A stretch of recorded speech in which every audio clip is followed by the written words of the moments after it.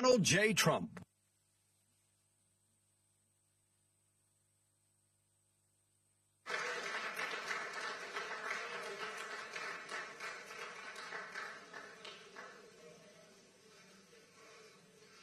That's a lot of press. Wow. Well, it's important stuff. And, you know, our team out here, they've all become stars, superstars, actually. But we want to thank you very much. We've had a tremendous time and I think a great success. And we just concluded a very successful NATO summit here in Turkey. And I want to thank President Erdogan, who's really a great man. He's a great leader. He's a friend of mine, been a friend of mine for a long time. He's a strong person, a very strong personality, and that's why he runs such a successful and good country, and really a great, I would say, a great country. Militarily, he's very powerful. People leave him alone, but he's really done a fantastic job. And from the moment we got off the plane, you look at the airports were beautiful. They built a new terminal for our arrival. Everything was beautiful. And so I just want to thank President Erdogan, who's done a fantastic job in Turkey. And I also want to thank NATO Secretary General Mark Rutte. Mark is an extraordinary person, smart, great leader. It's not easy leading so many leaders like that. You get a lot of leaders, and they're strong personalities, every one of them. And Mark does an unbelievable job. Couldn't find anybody better. I just want to say there was tremendous love in that room. The press got to see the sitting, but they didn't get to see the speaking. And I actually said, it's too bad the press couldn't see this, because every one of them spoke for a little while, and I spoke for a little while. And it's a lot of speeches. We kept it short, but it's too bad the press couldn't have seen what we were doing in that room, because it was very smart people, and they have a lot of good in their heart, not evil, good. And they're doing a great job for their country. The world is doing well. We have, as you know, the oil is down. We'll see whether or not we keep it down. We should keep it down. We're doing things that should have been done 47 years ago with Iran. And I just want to say that throughout my first term and over the past 18 months, the United States has led a historic effort to dramatically increase the defense spending and to have equipment that no other country in the world has. When you look at Venezuela, when you look at Iran, essentially demolished their military in a couple of weeks. They had a good military, they had a good Navy, they had 159 ships, everyone's at the bottom of the sea. They had hundreds of airplanes, they're all gone. They're all lying burned up on the runways. They were totally decimated, their radar's gone. Everything's gone, their leaders are gone, frankly. And their combat capability is pretty low. They have a small percentage of missiles left. They have some of the launchers, missile launchers left, call them launching pads, but most of that's been destroyed too. So we have the strongest military in the world by far, not even close, everybody admits it. Last year's summit in the Netherlands was great also, and we achieved an unprecedented agreement to increase the annual defense spending, and it's the benchmark, raising it from 2% to 5% of GDP, which everybody said was impossible. And now they're all thanking me, and most of the countries have agreed to it. We have a couple of that didn't, but I have a feeling they're going to, and pretty quickly. In fact, today they were very positive. One of them in particular was, I didn't think, a good team player. Today was a great team player. As all of the leaders understand very well, the United States remains by far the largest contributor to NATO, monetarily and maybe otherwise, and the strongest military anywhere in the world. And they respect us as a country. Again, they didn't respect us 2 years ago. They laughed at us. NATO laughed at us. Everybody laughed at us. They don't laugh anymore. There's no more laughing. This year we invested a record $1 trillion in our armed forces, and we're going to be asking for $1.5 trillion coming up. We have the money being spent on the best equipment anywhere in the world. In the working session this morning, we discussed the progress other members are making toward the 5% target, and they're making great progress. Many of these countries are very rich, by the way. We don't have to feel sorry for them. But it doesn't mean they're properly protected. There's a big difference. Some have truly answered the call, and others are making big changes and will be answering the call. I think I can say in all cases they're going to be answering the call. And we'll be taking in over $1 trillion a year toward defense. And that's a tremendous amount of money. That's a big up. They were 2%. They were actually at 1%. I got them to 2%. Then I wanted to get them to 5%. And we got up to 5% the last time. And they're, you know, just again, if you could have seen the respect and the love in the room, and it's love really for the country, for our country. I don't want to say me because you'll say, oh, he's so conceited. He's such a conceited person. But they do. I mean, you know, they like the job I'm doing. They said, sir, we love you.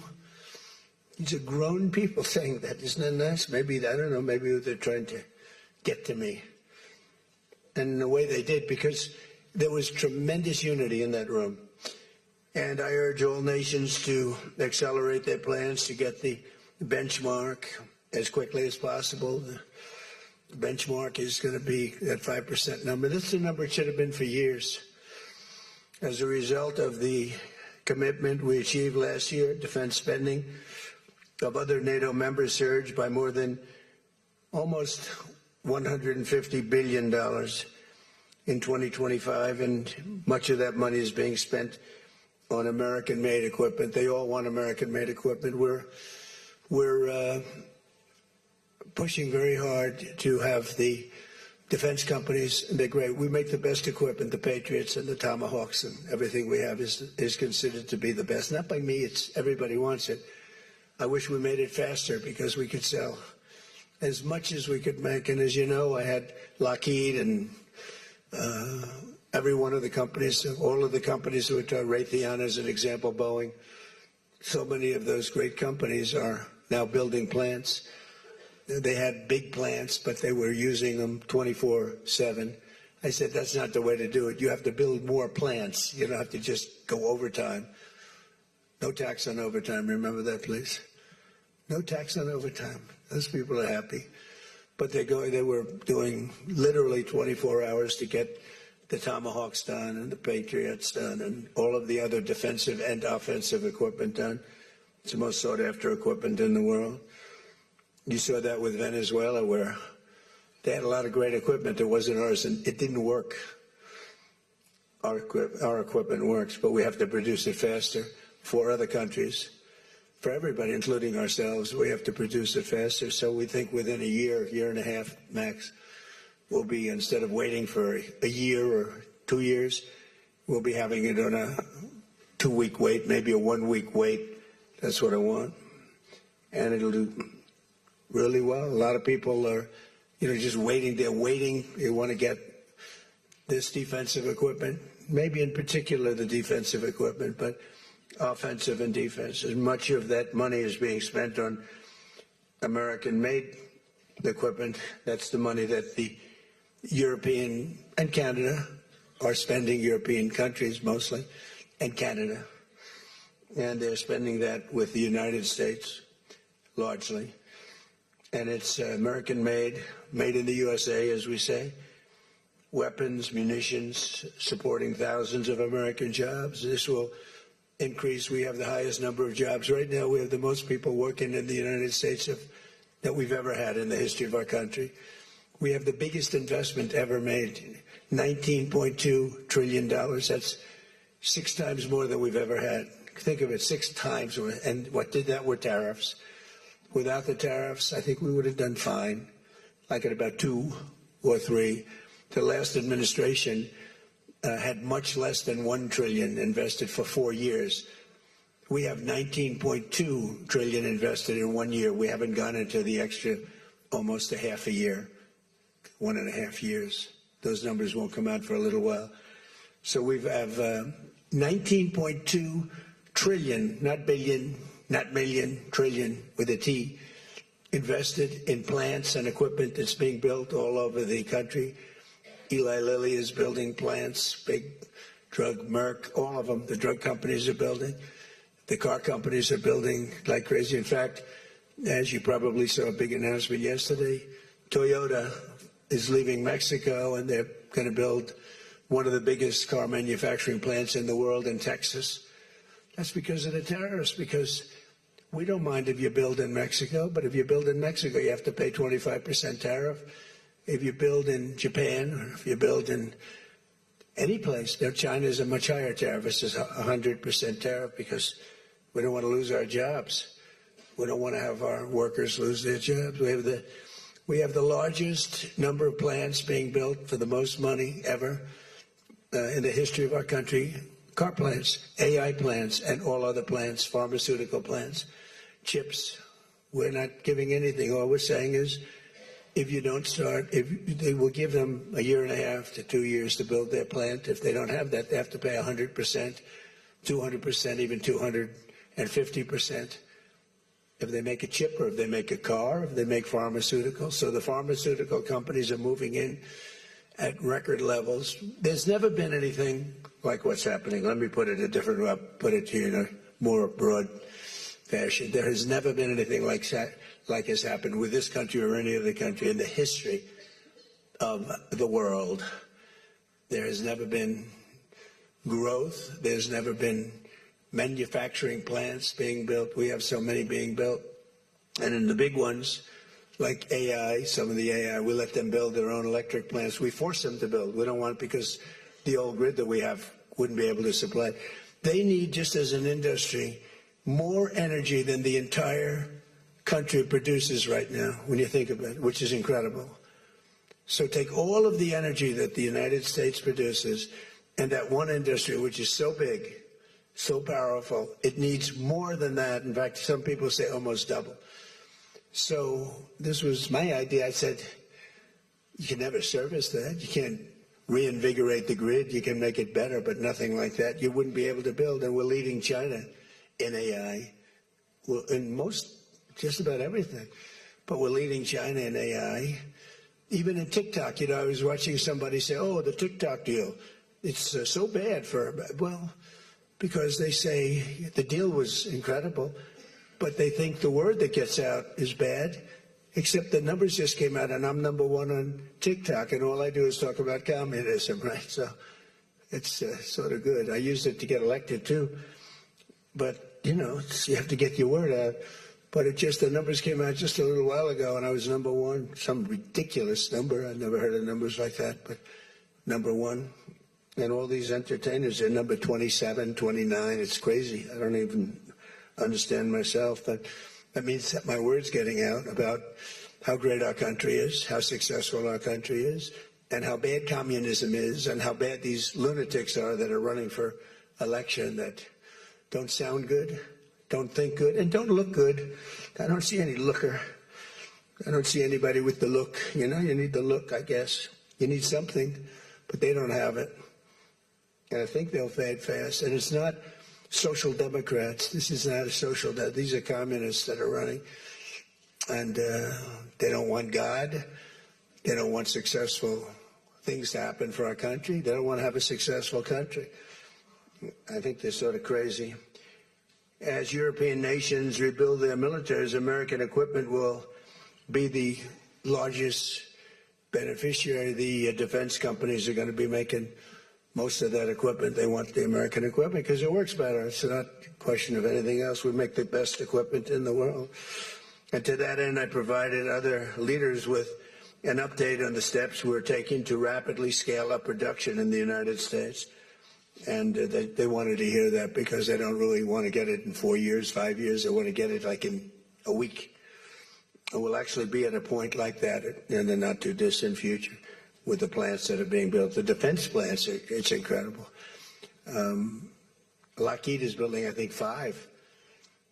Some of them are building 3, 4, or 5, and they're big ones.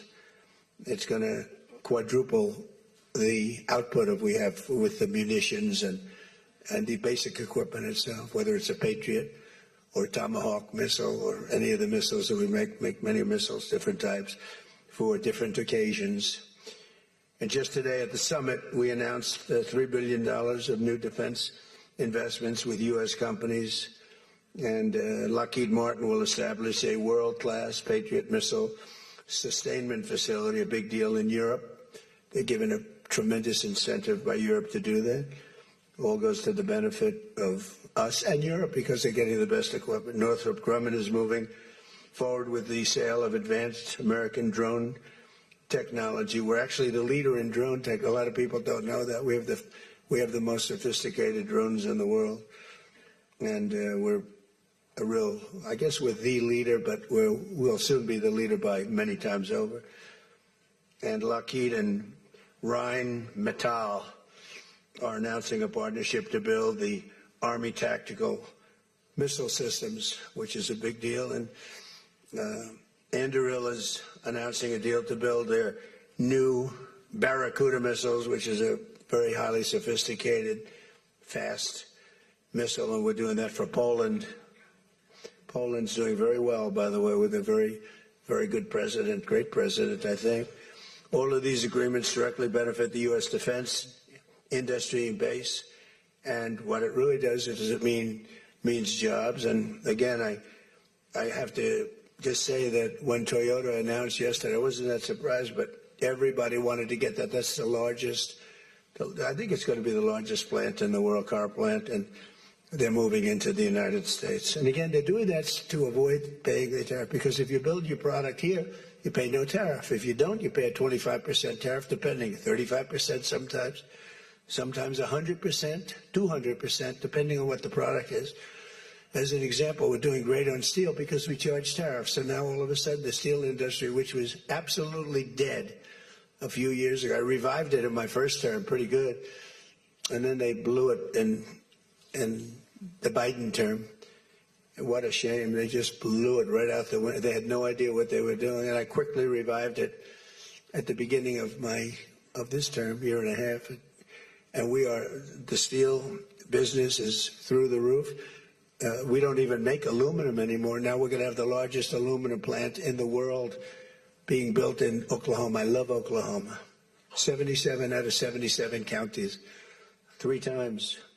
And it's great. It's a great state. They're going to be building the largest aluminum plant in the entire world in Oklahoma. It's starting very soon. Over the course of the past 2 days, I had a number of excellent discussions with other leaders at the summit and held productive bilateral meetings with essentially all of them. We had dinner last night, just about all of them were there. President Erdogan of Turkey, as well as President Zelensky, and he just came in, as you probably saw, had a little press conference, and also President Eshare of Syria, who's doing an unbelievable job in unifying Syria. What a job he's doing. Syria was a mess with what happened with the previous government. You know that. Very dangerous place, and now it's just come together. He's done a fantastic job. People are talking about it. In every conversation, it was clear that America is back, and we're stronger and bigger and better than ever before. We have more jobs, as I said, than ever before, and we're respected again like maybe never before. We are so respected as a country. That's why I wish I told the Secretary General, Mark, I said, it's too bad the press could not see what's happening in this room. You saw the big round circle with all of the leaders of all of those countries. And I don't know, I think they should allow it. The theory is that they won't be speaking quite as freely and it won't be quite as good, but who knows? It was amazing, actually. The unity in that room was incredible. Really a love. It was sort of pretty wild. There was a love in that room that was great. So this was a tremendously successful summit. And again, I want to thank President Erdogan, Turkey, and President, so many of the presidents, prime ministers, they were all here from NATO, the NATO countries. And in particular, we have to thank the Secretary General Mark Rutte for doing a fantastic job. He really put on a tremendous, his was just something, he's a unifier. He's a tremendous unifier. So I could take a few questions. We've done a few of these already today, so I don't think we should take too many. I don't think we should take, so we're going to keep it a little bit short, and I know a lot of you are going home. Some are going with me. So go ahead, please. Sir, yes. Yes. No. The gentleman right here. The very tall gentleman who's very insecure. He doesn't want to ask the question. He's a handsome guy, but he's very insecure. Go ahead. Do you want to shout it out? Give him a mic. How about giving him a mic? You shout it out.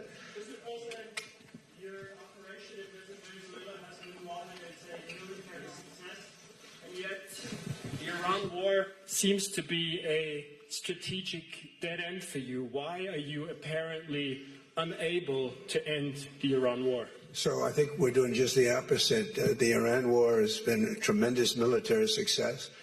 And, you know, I can only answer the question by saying they're not going to have a nuclear weapon. I think I was there for one reason, that Iran cannot have a nuclear weapon. I call it, we denuclearize Iran, and that's happened. They will never have a nuclear weapon. That stuff is so far down under a mountain. It's a granite mountain that collapsed on top of it. Take months to get it out. I think it's a tremendous success, Iran. And you see the oil prices are lower than they were when I started. And people like to say that, but look, they have no military left. Their Air Force is gone. As I said, their ships are gone. 159 ships are gone. They're at the bottom of the sea. Their radar is gone. Everything's gone. So when you say not a success, it's a tremendous success. The fake news likes to say how well they're doing. They're doing terribly. They have 350% inflation. When the war started, they had like 6%, 5%. They want to make a deal, but they don't know how to make a deal, and then they go around shooting ships at night. I don't like that. You know, they're dealing with very fine people. They're dealing with Steve Witkoff. They're dealing with Jared Kushner and J.D. Vance, and they're dealing with Marco and Scott. They're dealing with great people, but I don't know. I think they're a little loco. They're a little crazy. But they told us they'd like to go to the funeral of a person who was killed a lot of people. Khomeini killed a lot of people over the years, and there for a long time. Don't forget what we did should have been done 47 years ago. It could have been done any time within 40. This has gone on for. They were the bully of the Middle East, so they're a much different country now. In one day, all of their anti-aircraft things are gone. That doesn't mean they're not going to get a plane at some point. But all of it's gone. Everything's gone. Their leaders are gone. They had leaders, they're gone. And they had another set of leaders, they're gone. Now they have another set of leaders, they may be gone. Who knows? And you know what? I may be gone too, because I'm their number one target. It's out all over the place. I'm their number one because they're scum. That's the way they act. And that's the way they've done it for 47 years. But I'm doing what's right for the country. I'm doing really what's right for the world. They have to be stopped. And they've killed thousands, hundreds of thousands of people. They killed 52,000 protesters over the last 3 months. So when you say we're not doing well, I think we're doing phenomenally well. Our military has been incredible. Plus, we had a blockade. Did we have a blockade? Did you ever see a blockade work that way? You know, for you that said we're not doing well there, we did great in Venezuela. That was a one-day war, and they're very good military. You know, it's a very military country. We took out one of the worst human beings in the world, Maduro, and he's in jail waiting for trial. But what he did to this country was incredible, including the fact not only the drugs, but he had people pour into the country from prisons. They opened up their prisons. They allowed them to come in. We're getting them out. We're getting them all out. But we have, with the Biden open border policy, with Kamala as your borders are. Remember, she was the borders are, but she never called Border Patrol, never once, and she never went to the border. The border was a disaster. Now it's fixed. It's fixed where we have nobody, and I don't do these numbers. 0 people come in through our border, through our southern border. 0. And that's been announced now every month for the last 12 months. 0. We had millions of people come in, under 25 million people, I think more than that under Biden. And they weren't people that you want, for the most part. They were drug dealers. They were escaped from, think of it, all the prisons, and I'm not just talking about from South America, I'm talking about from the Congo, I'm talking about from all over the world. The prisons were emptied out. They were emptied out into our country, but they had the worst murderers. We had people allowed in our country that should never, and they walked in through an open border policy. And all I'm saying is that you're lucky we won this election. Yeah, please. Go ahead. Go ahead. No. Yes, go ahead. Who you with? Why don't you say your name and who you're with? It's always helpful. Thank you, Mr. President, for doing this. Iris Tao with NTD, with a sister media with the Epoch Times. Okay. On communism, you've been issuing a wake-up call to Americans at home about the dangers of communism. And now you're speaking on the world stage. What's your message to people both living under communist and socialist regimes, but also people living under democracies like in Europe and America who might not have realized how close communism has come to home? Yeah, that's a great question, actually. But look, I want to get the word out because what's forming is communism in the country. And communism's easy to sell. I would be the greatest communist in history. I'd be right up there with Lenin. I'd be as good as anybody. You've got free rent for the rest of your life. What they don't say is that you'll be living in squalor in 12 months. You've got a free house. Would anybody like to have a free house? We'll take it away from somebody. We'll give it to you. You'll have murders all over the place. Communism's a disaster. It's been proven to be for thousands of years under different names, but the same thing. It's very important. And, you know, it's funny. One of the reasons I do so well with Hispanic people, I set a record, Republicans. I get great numbers for the election, helped me get elected in a landslide. The Hispanics, because a lot of them came from countries that were essentially communist. You know, whether you call them radical socialist or communist is not that much, but there's a little difference. When they say social democrats, we're social democrats, it sounds so nice. It's not nice. It's a very dangerous term. So I do talk about it, and I talk about it on TikTok, and I talk about it everywhere. I talk about it here. And you're right, it has become international, but it's never worked, and it's not going to work. What is working is the United States. And think of it, we have more jobs than we've ever had. People are making more money than they've ever made. I'm talking about workers now. I'm talking about workers. They're making higher salaries than they've ever made before. It's just the best system, and it's got flaws, but everything's going to have a little flaw, but it's been amazing. And when I watch what's happening, and I see these lowlifes getting, I mean, they're lowlifes. I watch them. I know good people. I know quality people. These are essentially lowlifes. And when I see what they're talking, I think they're very dangerous in many ways. And I've said it, and then I said, boy, that's a pretty big statement. Then I realized, you know, a couple of people said, I think you're probably right. I think this country, with this thing that's going around, is in more danger than it was during World War I, World War II. If you talk about September 11th, if you talk about Pearl Harbor, that was big danger. I think the concept of us going communist, because one thing that happens when you go communist, you never come back, never comes back. You die in squalor. You die a horrible death. You die in squalor, and it gets very evil and very nasty. Yeah, please go ahead. Mr. President, Tyler Pager with the New York Times.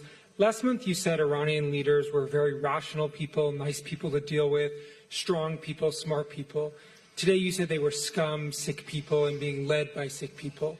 What changed, and do you think I got to know them. So I've said that about a lot. Now, when you say rational, I think they're much more rational than level 1, level 2. Level 1 is gone, level 2 is gone. This is level 3. I think they are more rational, but based on their actions over the last week or two, they're not doing a service to the people. And I think more than anything else is I got to know them, and I'm not sure I want to make a deal with them. We can play games, but I'm not sure I want to make a deal. Let's just finish the job. Yeah, please, go ahead. Go ahead. Go ahead. Go ahead. Thank you, Mr. President. Steve Sedgwick from CNBC. The oil markets are up today, around about 7% for WTI and Brent as well. The world is taking you at your word, sir, that the MOU is over, that the ceasefire is over. What happens next, sir? Are we on the cusp of a full-scale return to full conflict? Well, I'll tell you what happens next. We're never going to see Iran have a nuclear weapon. because that's much more important than the numbers you're talking about. The prices of oil are dropping like a rock. Now they'll be up a little bit, and this will end very quickly. We have an oil glut right now because we got all those votes out of the Strait, and it's going to drop, and I've predicted everything. I've been right about everything, and I have been for a long time. That's how I got to be president 3 times. That's how I won 3 elections. I did very well in the second one, won it. It was a rigged election, but I've been right, and oil's coming down. Now, I have to make sure of one thing, that we don't have lunatics having control over nuclear weapons. So we have that now. There's no way they have a nuclear weapon. We have cameras, as an example, on the site that does beautiful B-2s at 1 o'clock in the morning 10 months ago, blew up. They blew it up. We have cameras, that's called Space Force, if they're in space. But we have cameras that can read the badge of the person going over to a site. Mohammed something. We say it's Mohammed something is there with shovels. Well, shovels won't get you there. The biggest machinery in the world probably won't get you there, if you want to know the truth.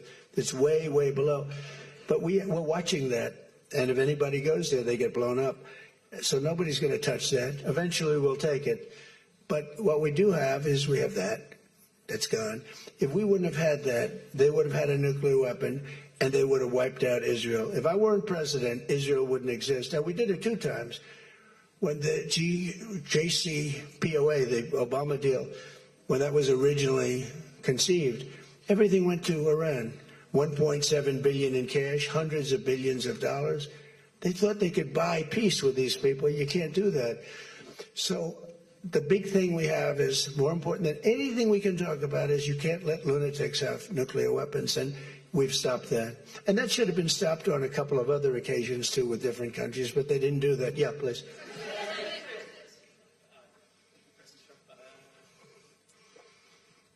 Stephen Nelson from the New York Post. I'd like you to address speculation that you're leaving Ankara not in the new Air Force One because of security concerns involving Iran. You've spoken today twice about them possibly assassinating you and possibly being successful. Did that concern have something to do with it? Well, I speak about it a lot because, you know, the life of a president is very dangerous. It's 5.2%. You know what a race car driver is? 1/10 of 1%. A bull rider, that looks pretty dangerous to me. It's 1/10 of 1%. No, it's 5.2% is you don't make it. You should have told me, you're an excellent reporter. You should have told me that years ago. Maybe I wouldn't have run. It's a very dangerous profession. No, I'm #1 on the kill list for Iran. They're lovely people. I'm #1. So I don't know. I can't tell you that, but I don't really care because I'm doing my job and I'm doing it, I hope, better than anybody's ever done it, because we have a country that's hot and really, really successful. But I mention it only because it's on the list. I mean, it came out. There was another list came out yesterday, and I'm #1 on. I like being #1 on TikTok better, but I'm #1 on the list for killing.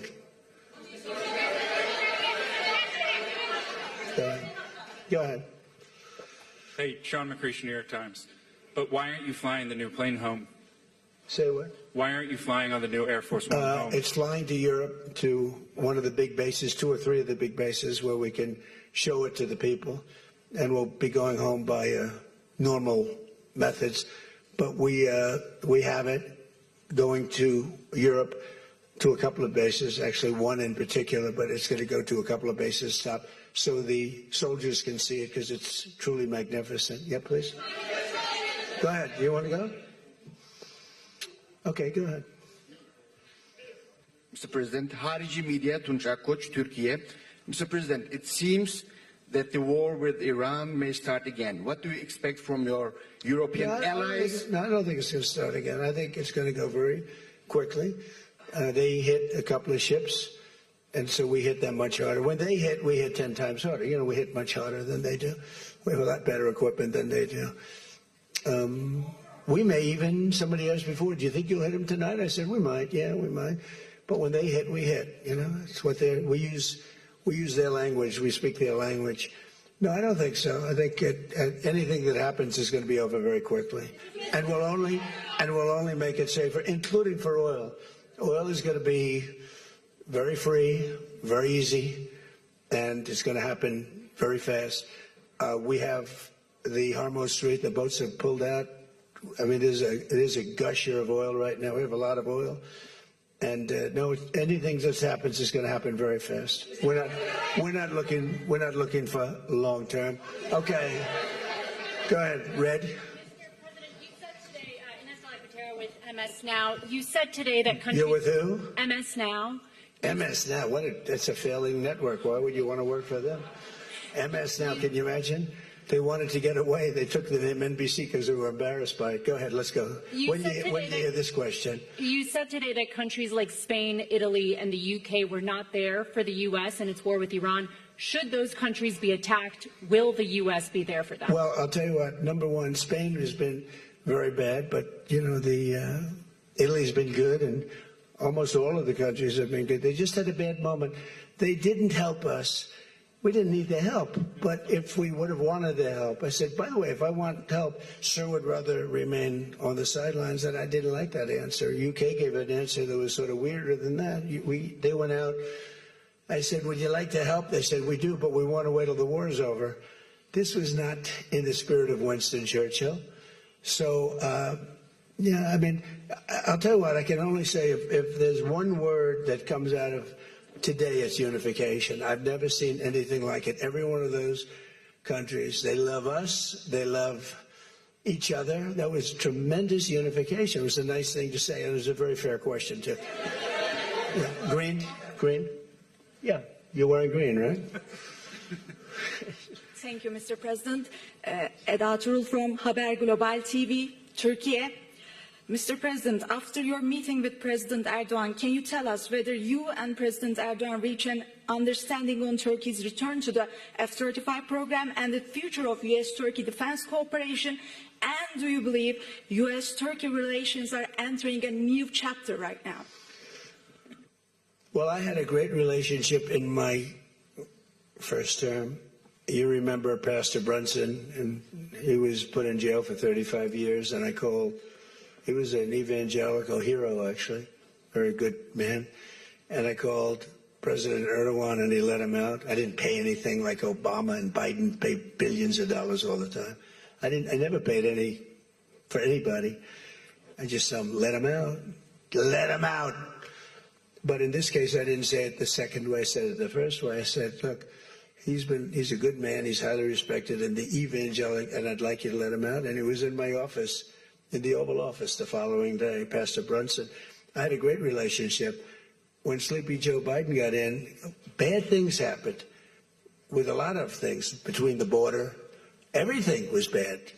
We were laughed at all over the world, and we had a very bad relationship with a lot of countries. I think Turkey was one of those countries. But that changed on November 5th when we had the election.